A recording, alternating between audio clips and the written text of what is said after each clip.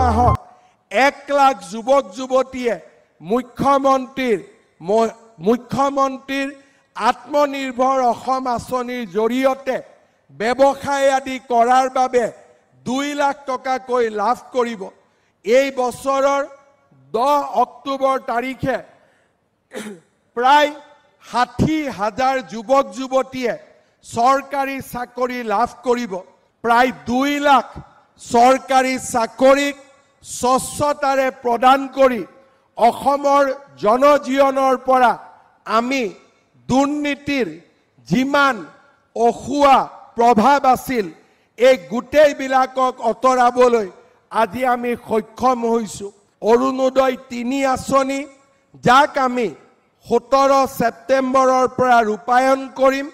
অসমৰ 38 লাখ পৰিয়ালে অৰুণোদয় 3 আঁচনিৰ জৰিয়তে মাহত 1250 টকাকৈ পাবলৈ সক্ষম হ'ব। ইয়াৰ লগে লগে যিসমূহ পৰিয়ালে অৰুণোদয় আঁচনি পাব সেই পৰিয়ালসমূহে যেতিয়া গেছ কিনিব তেওঁলোকে গেছৰ বাবতো আৰু 250 টকা বেংকৰ একাউণ্টত লাভ কৰিব।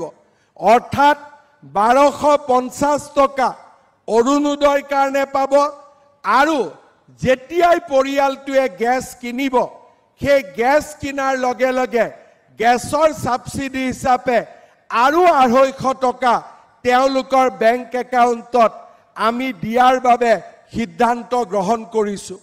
আমাৰ ৰাজ্য চৰকাৰে ৰাজ্যৰ 40 লাখ মহিলাক উদ্যমিতা আঁচনিৰ জৰিয়তে আমি তেওঁলোকক এণ্টাৰপ্ৰেনিয়ৰ কৰিবৰ বাবে সিদ্ধান্ত লৈছোঁ আৰু 21 আগষ্টৰ পৰা প্ৰত্যেক মাহতেই 20টা 30টাকৈ সমষ্টিত আমি মহিলাসকলৰ আত্মসহায়ক গোটৰ সদস্যসকলক 10,000 টকা বিলাবৰ বাবেও বা প্ৰদান কৰাৰ বাবেও আমাৰ যি আঁচনি সেই আঁচনি আমি 21 আগষ্টৰ পৰা বাস্তৱত ৰূপায়ণ কৰাৰ কামত আমি আগবাঢ়িম। এই বছৰৰে অক্টোবৰ